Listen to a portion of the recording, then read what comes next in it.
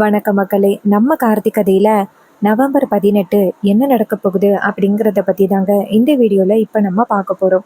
இந்த வீடியோவுக்கு மறக்காமல் லைக் பண்ணிக்கோங்க.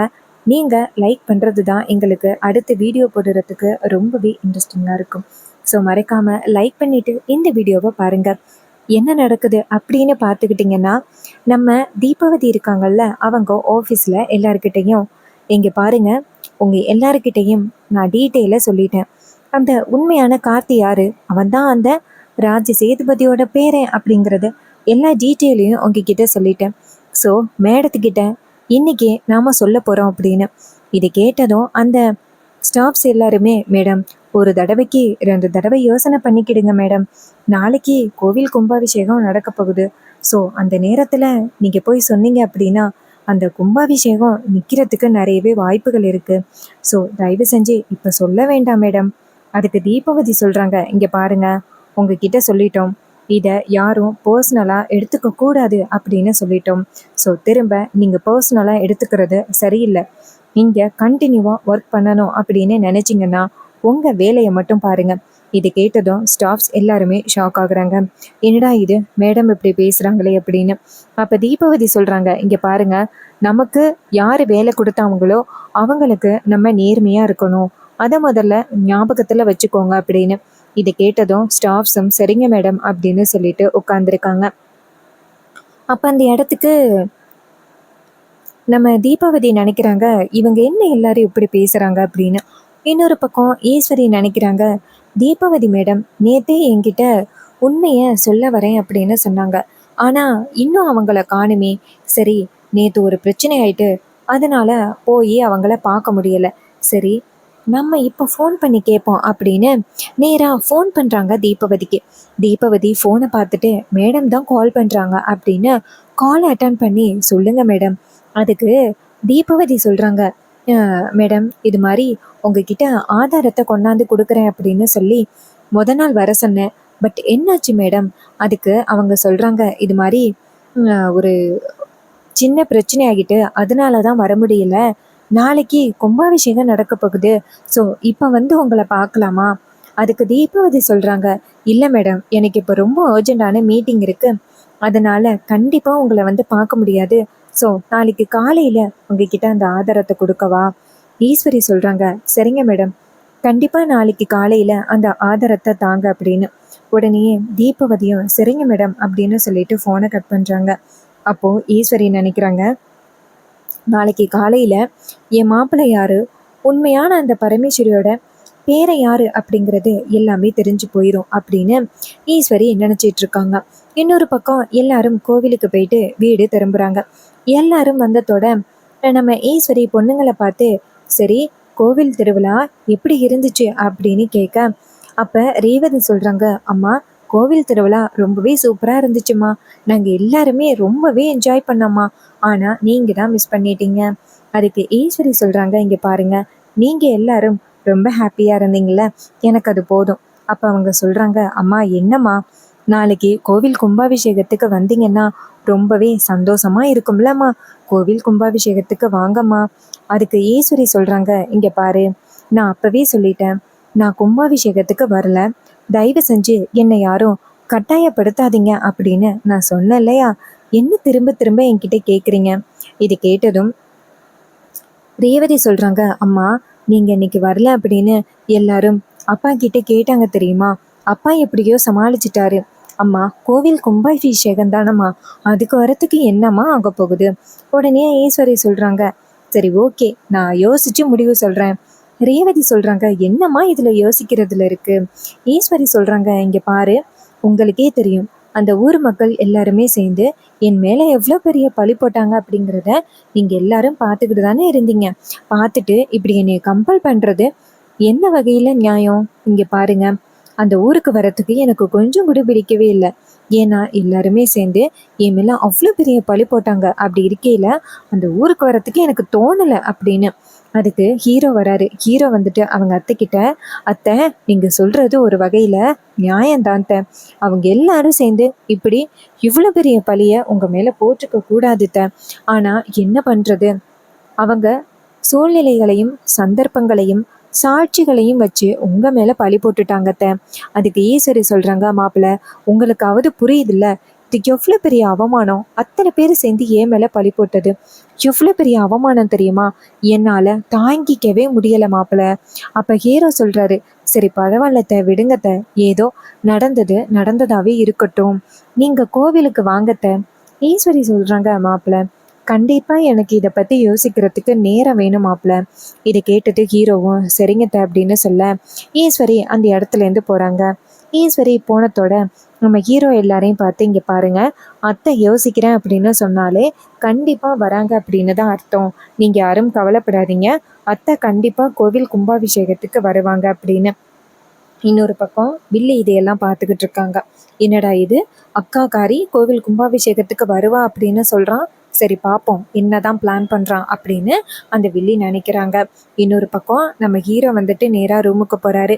ரேவதி நேரா ஹீரோவை பார்த்து, நாளைக்கு தான் நம்ம இந்த வீட்டில் இருக்க போற கடைசி நாளா அப்படின்னு. அப்ப ஹீரோ கேட்குறாரு, ஏன் ரேவதி இப்படி சொல்ற? அப்ப அவங்க சொல்றாங்க, ஆமா, கோவில் கும்பாபிஷேகம் முடிஞ்சதோட அம்மா கிட்ட உண்மையை சொல்ல போறேன் அப்படின்னு நீ தானே சொன்ன. இது கேட்டதும் ஹீரோ சொல்றாரு, இங்க பாரு, அத்தை கிட்ட உண்மையை சொல்ல போறது உறுதி, அதுல எந்தவித மாற்றமும் இல்லை. அத்தை கிட்ட உண்மையை சொல்லி தானே ஆகணும். நானே இத்தனை நாளும் அத்தை கிட்ட இப்படி நேர்மையா இல்லாம நம்பிக்கை துரோகம் பண்ணிக்கிட்டு இருக்கோமோ அப்படின்னு எனக்கே ரொம்ப கஷ்டமா இருக்கு. அப்படி இருக்கையில என்னால எப்படி வந்துட்டு பொய் சொல்ல முடியும்? நான் இதுக்கு மேலேயும் பொய் சொல்லிக்கிட்டு இருந்தேன் அப்படின்னா அதுவே அத்தைக்கு ரொம்ப பெரிய கோவத்தை உண்டாக்கிரும். ஸோ நான் உண்மையை சொல்றது நல்லது ரேவதி, தயவு செஞ்சு என்னை உண்மையை சொல்ல விடுங்க. இதை கேட்டதும் ரேவதி சொல்றாங்க, சரி கண்டிப்பா நீங்க உண்மையை சொல்லுங்க, ஆனா அம்மா வந்துட்டு உங்களை மட்டும் இந்த வீட்டை விட்டு அனுப்ப முடியாது, நானே இந்த வீட்டை விட்டு போவேன். அப்ப ஹீரோ சொல்றாரு, சரி ரேவதி பார்க்கலாம் அப்படின்னு சொல்ல ரேவதியும் சரி அப்படின்னு சொல்றாங்க. அதுக்கப்புறம் நம்ம ஹீரோ என்ன பண்றாருன்னா குழப்பத்தில் இருக்காரு. அத்தை கிட்ட உண்மையை சொன்ன பிறகு அத்தை கண்டிப்பாக நம்மளை இந்த வீட்டை விட்டு அனுப்புறதுக்கு ஏதாவது ஒரு வகையில் யோசிப்பாங்க. அத்தையை கண்டிப்பாக சமாதானப்படுத்துறது ரொம்ப கஷ்டம், நம்ம என்ன பண்ணுறது அப்படின்னு நம்ம ஹீரோ நினைக்கிறாரு. இன்னொரு பக்கம் நம்ம ஈஸ்வரி இருக்காங்கல்ல, அவங்க யோசனையில் உட்காந்துருக்காங்க. நாளைக்கு காலையில் நம்ம மாப்பிள்ளையை பற்றி நமக்கு தெரிய போகுது. ஒருவேளை எல்லாரும் சொல்கிற மாதிரி அவர் தான் அந்த பரமேஸ்வரியோட பேரனா இருந்தா நம்ம என்ன பண்ணுறது அப்படின்னு ஈஸ்வரிக்கு யோசனை. அப்போ நம்ம ஹீரோ என்ன பண்ணுறாருன்னா யோசனையில் மாடியில் நின்றுட்டு இருக்காரு. மறுநாள் காலை பொழுது விடியுது. ஈஸ்வரி எல்லாரையும் பார்க்குறாங்க. எல்லாருமே கோவில் கும்பாபிஷேகத்துக்காக தயாராகி வந்து நிற்கிறாங்க. அவங்க எல்லாரையும் பார்த்துட்டு ஈஸ்வரி சந்தோஷப்படுறாங்க. எல்லாரும் கோவில் கும்பாபிஷேகத்துக்கு தயாராகிட்டீங்களா? உங்கள் எல்லாரையும் பார்க்குறதுக்கு எனக்கு ரொம்ப சந்தோஷமாக இருக்குது அப்படின்னு. அப்போ ரேவதி சொல்கிறாங்க, அம்மா உங்களுக்கு தாம்மா சந்தோஷமாக இருக்குது, ஆனால் நீங்கள் கும்பாபிஷேகத்துக்கு வரலை அப்படின்னு நினச்சி பார்த்தா தான் எங்கள் எல்லாருக்குமே ரொம்ப கஷ்டமாக இருக்குது. அம்மா இப்போயாவது உங்கள் மனசை மாற்றிக்க கூடாதம்மா, கோவில் கும்பாபிஷேகத்துக்கு நீங்கள் வரலாம்லம்மா. அதுக்கு ஈஸ்வரி சொல்கிறாங்க, இங்கே பாரு, எனக்கு கோவில் கும்பாபிஷேகத்துக்கு வரணும் அப்படின்னு கொஞ்சம் கூட எண்ணமே இல்லை, ஸோ என்னோட மனசை மாற்றாதீங்க அப்படின்னு. அப்போ நம்ம தீபாவதி நேராக ஈஸ்வரிக்கு ஃபோன் பண்ணுறாங்க. ஈஸ்வரி ஃபோனை பார்த்துட்டு, என்னடா இதை தீபாவதி ஃபோன் பண்ணியிருக்காங்க, ஆமாம்ல இன்னைக்கு காலையில் ஆதாரத்தை கொண்டாந்து தரேன்னு சொன்னாங்கல்ல, அதான் ஃபோன் பண்ணியிருக்காங்க போல் அப்படின்னு ஃபோன் அட்டன் பண்ணி, சொல்லுங்கள் தீபாவதி. அவங்க சொல்கிறாங்க, மேடம் உங்கள் வீட்டுக்கு தான் மேடம் வந்துக்கிட்டு இருக்கேன். ஈஸ்வரி சொல்கிறாங்க, அப்படியா, வீட்டுக்கு தான் வந்துக்கிட்டு இருக்கீங்களா, சரி ஆதாரத்தோட தானே வரீங்க? தீபாவதி சொல்கிறாங்க, ஆமாம் மேடம், ஆதாரத்தோட தான் வந்துக்கிட்டு இருக்கேன். இது கேட்டதும் ஈஸ்வரியும் சரிங்க மேடம் அப்படின்னு சொல்லிட்டு ஃபோனை கட் பண்ணுறாங்க. அப்போ ஈஸ்வரி எல்லாரையும் பார்த்து, இங்கே பாருங்கள், உங்கள் எல்லாருக்கிட்டையும் ரொம்ப முக்கியமான ஒரு விஷயத்த நான் உங்ககிட்ட சொல்லணும், ஸோ எல்லாரும் ஒரு 10 நிமிஷம் இங்கே வெயிட் பண்ணுறீங்களா? அப்போ ராஜா கேட்குறாரு, என்னம்மா ஈஸ்வரி, என்ன முக்கியமான விஷயம்? ஈஸ்வரி சொல்கிறாங்க, என்னங்க ரொம்ப முக்கியமான விஷயம், ஸோ கொஞ்சம் வெயிட் பண்ணுங்க. இது கேட்டதும் அவரும் சரிம்மா அப்படின்னு சொல்லிட்டு நிற்கிறாங்க. அப்போ வில்லி நினைக்கிறாங்க, என்ன இது அக்காக்காரி இது முக்கியமான விஷயம் அப்படின்னு சொல்கிறா, என்ன முக்கியமான விஷயமா இருக்கும் அப்படின்னு பார்த்துக்கிட்டு இருக்க. அப்போது தீபாவதியோட கார் வந்து நிற்கிது. தீபாவதி கார்லேருந்து இறங்கி வராங்க. இதை பார்த்ததும் நம்ம ஹீரோவுக்கு ரொம்ப ஷாக்கிங்காக இருக்குது. மயில் தீபாவதியை பார்த்ததோட அதிர்ச்சியாகி ஹீரோ கிட்ட, சகல இந்த பொண்ணு தானே அந்த உளவாளி, உங்களை பற்றி உண்மையை தெரிஞ்சுக்கணும் அப்படிங்கிறதுக்காக தேடிக்கிட்டு இருக்காளே அந்த பொண்ணு தானே இவ, என் சகல அப்போ உங்களை பத்தின உண்மைகளை சொல்றதுக்காக தான் இந்த பொண்ணு இங்க வந்திருக்காளோ? இப்போ என்ன சகல பண்றது? அப்ப ஹீரோ சொல்றாரு, பொறுமையா இருங்க, என்ன நடக்குது அப்படிங்கிறத பார்க்கலாம். அப்ப மயில் சொல்றாரு, சகல இந்த பொண்ணு மட்டும் உங்களை பத்தின உண்மைகளை சொல்லிட்டா அப்படின்னு வச்சுக்கிடுங்களேன், அதுக்கப்புறம் கண்டிப்பா அத்தை என்னைக்குமே உங்களை மன்னிக்கிறதுக்கு வாய்ப்பே இல்லை. கண்டிப்பா அத்தை கோவில் கும்பாபிஷேகத்துக்கும் வரமாட்டாங்க. இன்னைக்கு தான் கும்பாபிஷேகம் நடக்க போகுது. கடைசி நேரத்துல இப்படி நடக்கும் அப்படின்னு நான் எதிர்பார்க்கவே இல்லை. இவங்க மட்டும் உண்மையை சொன்னாங்க, அவ்வளோதான் மாப்பிள்ள. இப்போ என்ன பண்றது? இத்தனை நாளும் நீங்க எவ்வளோ கஷ்டப்பட்டு இந்த வீட்டில் இருந்தீங்க, எல்லாமே செல்லுபடி ஆகாம போயிரும். அப்ப ஹீரோ சொல்றாரு, சரி இருங்க, என்ன நடக்குது அப்படிங்கிறத பார்க்கலாம் அப்படின்னு சொல்லிட்டு காத்துக்கிட்டு இருக்காங்க. அப்போ அந்த இடத்துக்கு தீபாவதி வராங்க. வந்துட்டு எல்லாரையும் பார்த்து ஹலோ அப்படின்னு சொல்றாங்க. ரேவதியே நேரா அவங்க அம்மா கிட்ட, அம்மா இவங்க யாருமா அப்படின்னு கேட்க, அதுக்கு ஈஸ்வரி சொல்றாங்க, உங்க எல்லாருக்கிட்டையும் ஒரு விஷயத்த நான் இது வரைக்கும் சொல்லலை. இந்த பொண்ணு பேரு தீபவதி. இது மாதிரி என் தங்கச்சி ரொம்ப நாளா வந்துட்டு மாப்பிள்ளை மேல சந்தேகப்பட்டுக்கிட்டே இருந்தால, இவர் தான் அந்த சேதுபதியோட பேரன் அப்படின்னு என் தங்கச்சி சொல்லிக்கிட்டே இருந்தால, அவளுக்கு இவர் ஒன்றும் சேதுபதியோட பேரன் இல்லை அப்படிங்கிறத நிரூபிக்கணும் அப்படிங்கிறதுக்காக ஒரு உளவாளியை அப்பாயின்மெண்ட் பண்ண. இவங்க தான் அந்த உளவாளி. ஸோ அவரை பற்றின உண்மைகள் தெரிஞ்சு போச்சு, இவர் யார் அப்படிங்கிறது தெரிஞ்சு போச்சு அப்படின்னு சொன்னாங்க. ஸோ ப்ரூஃப் வந்து கொண்டாந்து காமிங்க அப்படின்னு சொன்னேன். உடனே அவங்களும் சரி அப்படின்னு சொல்லிட்டு வீட்டுக்கு வந்துட்டாங்க. இதை கேட்டதும் ரேவதிக்கு ரொம்பவே அதிர்ச்சி. இருந்தாலும் சமாளிக்கணும் அப்படிங்கிறதுக்காக அவங்க அம்மாவை பார்த்து, அம்மா நீங்கள் பண்ணது ரொம்ப பெரிய தப்புமா, நீங்கள் இப்படி பண்ணியிருக்கவே கூடாது. இங்கே பாருங்க, அவர் எந்த அளவுக்கு உங்கள் மேலே நம்பிக்கையோடு இருக்காரு. இப்படி அவர் மேலே நீங்கள் வந்துட்டு இப்படி சந்தேகப்பட்டு இதெல்லாம் பண்ணுறது ரொம்ப தப்புமா நீங்கள் பண்ணுறது. அதுக்கு ஈஸ்வரி சொல்கிறாங்க, இங்கே பாருமா, நான் பண்ணது எந்த வகையிலையும் தப்பு இல்லை. மாப்பிள்ளையை பற்றின உண்மையை தெரிஞ்சுக்கணும் அப்படிங்கிறதுக்காக நான் இப்படி பண்ணேன். இதில் என்ன தப்பு இருக்குது? மாப்பிள்ளை தான் சேதுபதியோட பேரன் இல்லை அப்படிங்கிறது நம்ம எல்லாருக்குமே தெரியும்ல, அப்புறம் ஏன் நீ பயப்படுற? அப்போது வில்லி அவங்க அக்காவை பார்த்து, அக்கா இப்போதாக்கா நீ சரியான முடிவு எடுத்திருக்க. உன் மாப்பிள்ளையை பற்றின உண்மை இப்போ எல்லாருக்கும் தெரிய வரும் பாரு அப்படின்னு. இதை கேட்டதும் நம்ம ஹீரோவுக்கு அதிர்ச்சி. அப்போது தீபாவதி நேராக ஈஸ்வரியை பார்த்து, மேடம் இதில் இருக்கு என்னோட ஆதாரம் அப்படின்னு வீடியோ ஆதாரமாக காமிக்க, ஈஸ்வரி வீடியோவை பார்த்துட்டு ரொம்ப ஷாக் ஆகுறாங்க. அப்போ ஈஸ்வரி நேராக ஹீரோவை பார்த்து, அப்போ நீ இத்தனை நாளும் இந்த கூடவே இருந்துக்கிட்டு எனக்கு இவ்வளோ பெரிய நம்பிக்கை துரோகத்தை பண்ணியிருக்க, உன் முகத்துல முழிச்சுக்கிட்டு நான் எத்தனை நாளும் இருந்தனா அப்படின்னு எனக்கு ரொம்ப வேதனையா இருக்கு.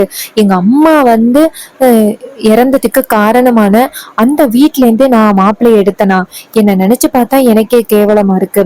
இதுக்கப்புறமும் என் கண்ணு முன்னாடி நிக்காத அப்படின்னு சொல்லிட்டு பயங்கர கோபத்தோட பேசுறாங்க ஈஸ்வரி. அப்ப ஹீரோ நேரா அவங்க அத்தையை பார்த்து, அத்தை தயவு செஞ்சு நான் சொல்றத ஒரு நிமிஷம் கேளுங்க, நான் உங்களை ஏமாத்தணும் அப்படிங்கிற ஒரு நோக்கத்துல நான் இதெல்லாம் எதுவுமே பண்ணவே இல்லத்த, கும்பாபிஷேகத்தை நடத்தணும் அப்படின்னு தான் பண்ணேன்.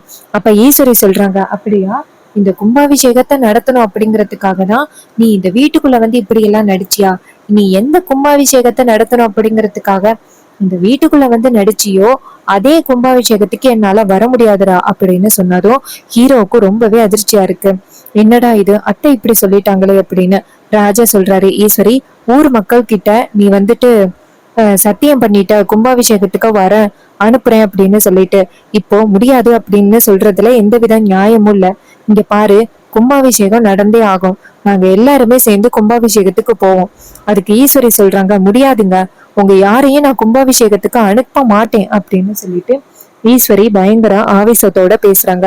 இதையெல்லாம் கேட்டுட்டு ஹீரோ ரொம்ப ஷாக் ஆகுறாரு. என்னடா இது, அத்தை இந்த அளவுக்கு கோவத்தோட பேசுறாங்களே, எப்படி இந்த கும்பாபிஷேகத்துக்கு அத்தையை கூட்டிட்டு போக முடியும்? இதெல்லாம் எதுவுமே சரிபட்டு வராது போலியே அப்படின்னு ரொம்ப அதிர்ச்சி ஆகுறாங்க ஈஸ்வரி. ஸோ இந்த கதை உங்களுக்கு பிடிச்சிருக்கா? இந்த கதை பிடிச்சிருந்துச்சுன்னா இந்த வீடியோவுக்கு மறக்காம லைக் பண்ணிக்கோங்க, சேனலை மறக்காம சப்ஸ்கிரைப் பண்ணிக்கோங்க. இதே மாதிரி வேற ஏதாவது ஒரு கதையில பார்க்கலாம். இது வரைக்கும் இந்த வீடியோவை பார்த்த உங்க எல்லாருக்குமே ரொம்ப நன்றி. அடுத்த வீடியோல பார்க்கலாம். தேங்க்யூ ஃபார் வாட்சிங்.